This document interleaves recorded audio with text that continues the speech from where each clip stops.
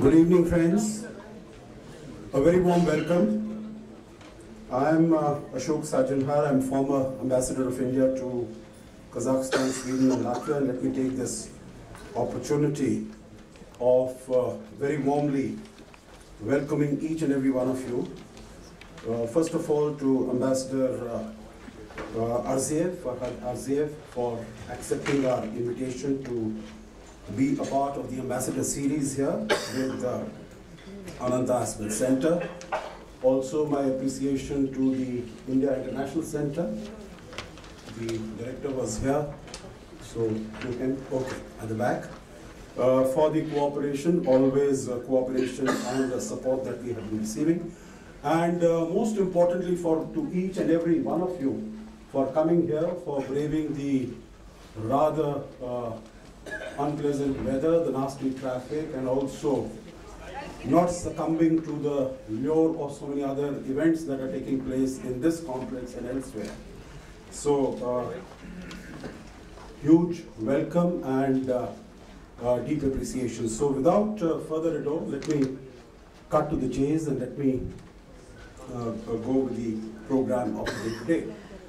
What I'm going to do is that for about 10 minutes or so, I'm going to be speaking about Central Asia, relations between India and Central Asia, what they have been, what they are, and how do we see them evolving and developing in the future. I will not touch upon anything about Uzbekistan, because that is what the ambassador is going to do. But let me also make sure that anything that I say about Central Asia will be equally valid and applicable for Uzbekistan also. So when I speak about trade, I speak about energy, I speak about connectivity, I'll speak about Central Asia in general, but that will be applicable also to, oh, I'm so sorry. Costa, can you have this?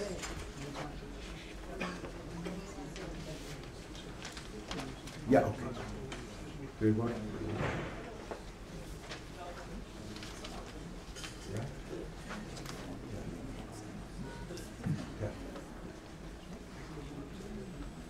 Good. So I thought we'll have a map of Central Asia in front of us and maybe a little later map of Uzbekistan also, although Ambassador is going to use a full-fledged PowerPoint presentation. I don't want this to be a class on Central Asia or on Uzbekistan, but I thought it would be useful to have a map in front of us so that you can have a look at and make out. I'll make a few general comments about this region as such. Number one, that all the countries that you will see, they are the 5 countries of Central Asia, they are all landlocked. None of them has an access to the open seas or the oceans. Uzbekistan, in fact, is a doubly landlocked country, which means that all its neighbors are also landlocked. And for the quiz cognoscenti, those who are interested in these small nuggets of information, Uzbekistan is the only second country in the world which is doubly landlocked. I don't think anyone would know which is the other country, and let me share that with you. That is Liechtenstein. So Liechtenstein and Uzbekistan are the only 2 countries in the world which are doubly landlocked. So here we have a doubly landlocked country in Central Asia, but all the other countries, Kazakhstan, Turkmenistan, etc., these are also landlocked countries. Number 2, India does not share a land border with any of these countries. So the lack of contiguous borders is a huge obstacle in expanding and strengthening of ties between this region and India. Third, India considers Central Asia as a part of its extended neighborhood.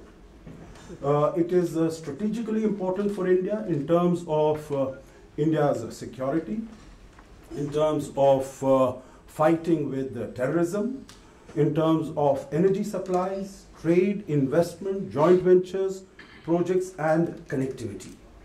I think all of us in this hall are aware of the connect between this region and India through millennia from the 3rd century BC to 15th century AD by means of the Silk Road, the well-known Silk Road. During this period, 1800 years, more than 1.5 millennia, it was not only spices or textiles or jade or silk or gold and silver that was traded, but even more importantly, there was exchange of thoughts, of ideas and philosophies. Buddhism traveled during this period to this region and to West China. Next, Babur, the founder of Mughal dynasty, came to India in 1526 from the Fergana Valley region of Uzbekistan. Now, contacts and relations between India and the region declined after the advent of colonial rule in India.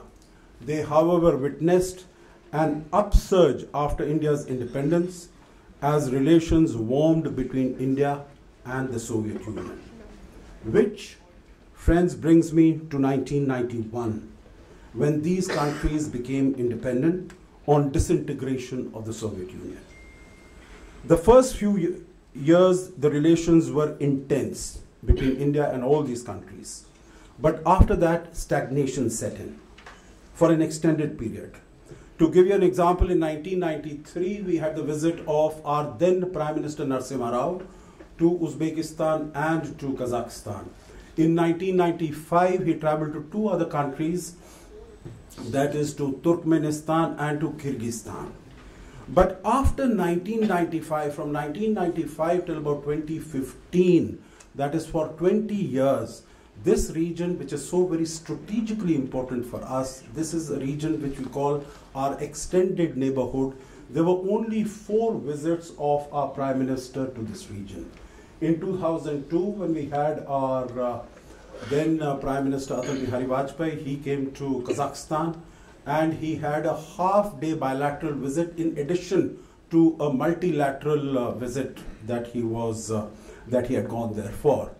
2003, he traveled to Tajikistan, which was the only country that he had not, Prime Minister Narasimha Rao had not traveled. In 2006, he traveled to, Dr. Manmohan Singh traveled to Uzbekistan, 2011 to Kazakhstan again. So 4 visits. But now when we come to 2015, with the advent of this government, the bilateral ties have taken a real impetus. I must also mention that during this 20 years, there was a neglect from the other side also, from Central Asia also, because these countries were busy also settling down and stabilizing their economies and their societies. But in 2015, just after 1 year of coming to power, Prime Minister Modi traveled to all the 5 countries, the only Prime Minister, India's Prime Minister, who has traveled to all the 5 countries. In July, he traveled to 2 countries before going to Ufa for the BRICS and the SCO summit. He traveled to Uzbekistan and Kazakhstan, and after coming back from Ufa, on the way back, he traveled to the 3 other countries, that is Turkmenistan, Kyrgyzstan and Tajikistan. Since that time, Prime Minister Modi has traveled twice more to the region. In June 2016 for the SCO summit to Tashkent in Uzbekistan, and in June 2017 to Astana, the capital of Kazakhstan. So 2 more travels there. So in this 2 or 3 year period, there have been about 7 visits to these, to 7 of these travels to these countries. In addition, in the recent SCO summit, the summit of the Shanghai Cooperation Organization that took place in Qingdao in China very recently, again in June, Prime Minister Modi was able to meet all the 4 leaders of Central Asian countries which are members of SCO. For instance, he met President Shaukat Mirzayev of Uzbekistan there. He met President Emomali Rahmon of Tajikistan there. He met President Nazarbayev of Kazakhstan and also President Suranbhai Jinbekov of Kyrgyzstan. And Kyrgyzstan is going to take over as the next chair of SCO. Before this, Prime Minister Modi had also met the Uzbek President Shavkat Mirziyoyev. That was in Astana in June 2017, because the Uzbek president had taken over only in December 2016. So he is a new incumbent, he is a new, he has newly taken over this position.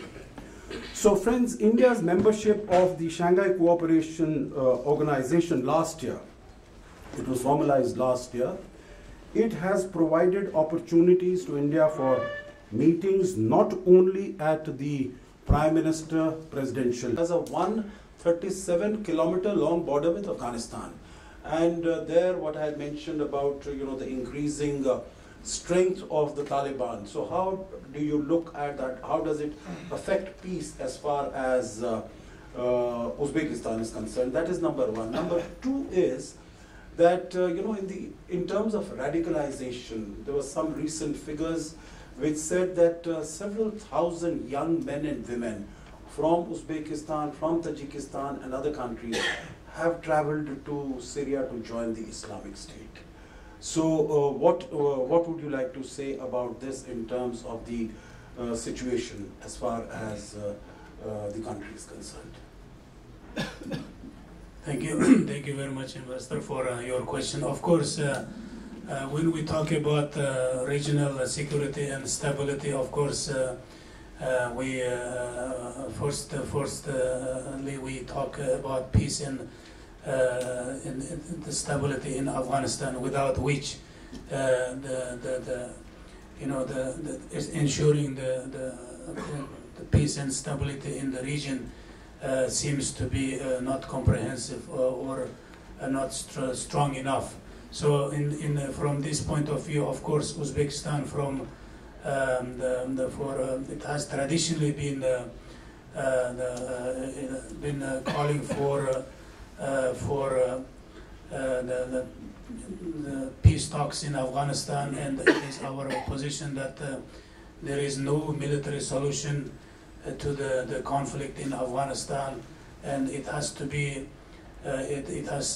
through the peaceful negotiations involving all concerned and interested parties. But this process has to be Afghan-led and Afghan-owned. So these are the very important conditions of the process that we have been talking about. And this was the message also that the Tashkent Conference on Afghanistan, which took place in March 2018, this was one of the main the outcomes of the conference as well. Yes, of course, we have offered the territory as for the possible future peace talks, and we think that as I mentioned, that the endurable peace and the sustainable peace in Afghanistan can only be achieved through negotiations and not through the military means. And of course, this has, as it was mentioned during the speech of our president at the Tashkent Conference on Afghanistan, there has to be a multilateral or multi-level approach, regional level, global level, and bilateral level approach to seek a solution on establishing peace and stability in Afghanistan. So we have to ensure the collaboration of all interested parties and to join the efforts toward this end. And of course, the movements and the terrorist groups that you mentioned, and the involvement of Central Asian citizens, which of course it is phenomenon not only for Central Asian countries, but it is a global phenomenon. In the ranks of ISIS, you can find the representatives of almost practically any country of the world. And of course, this is a concern. It raises concern for all of us, and therefore from our side, when the government of Uzbekistan and the personal president of Uzbekistan have put a number of initiatives. First of all, it is on when he spoke at the UN General Assembly last year. So he put several initiatives. First one was to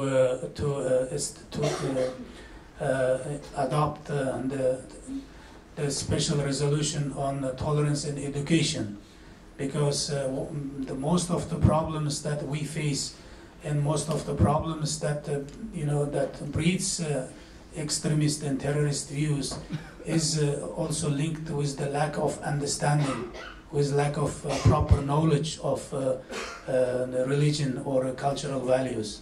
And also another problem is the lack of tolerance. Without tolerance in the society, it also generates the hatred and the extremism. And the second proposal was to adopt the International Convention on realization of potential of youth, because now in the world, the youth consists the majority of population, of active population of the world. And but one of the problems that youth are facing is lack of opportunities. So if we don't create the opportunities for youth, if we don't educate them, so they can be hijacked by negative elements. So these are with these views we are we have established in Tashkent and in Samarkand 2 institutions. One is Tashkent Islamic Civilization Center, and the second is Research and Education Center named after Imam al-Bukhari. So the main purpose and the main aim of these institutions is to contribute to the global efforts of increasing the intercultural tolerance and understanding, and also to educate youngsters about the goods and bad aspects of different things. Thank you. Thank you. Friends, thank you very much for coming here. Let me also take this opportunity of thanking our guest, Ambassador Arziev, for his patience, his detailed responses. I think what has really emerged is that although the relations between India and Uzbekistan are indeed historical, ancient, civilizational, but we really need to construct a superstructure on that. And this time that we are living in today is a very appropriate moment. The time is ripe.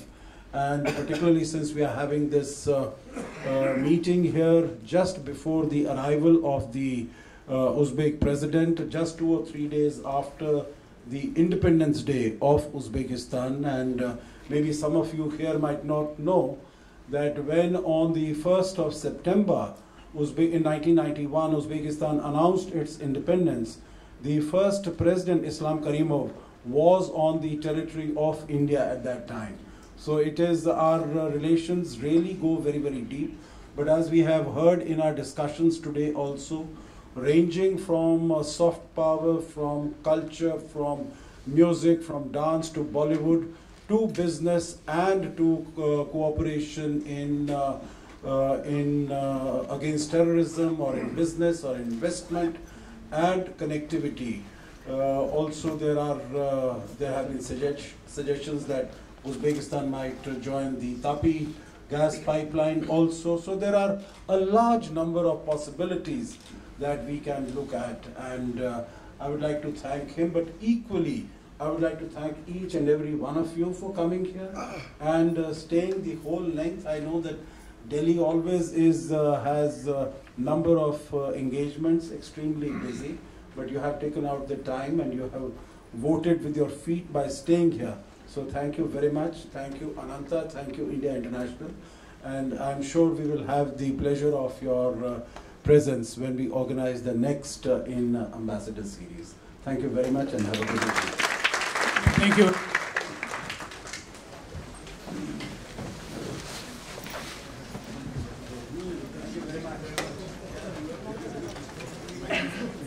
Hello? Oh. Oh. Huh? Parfait.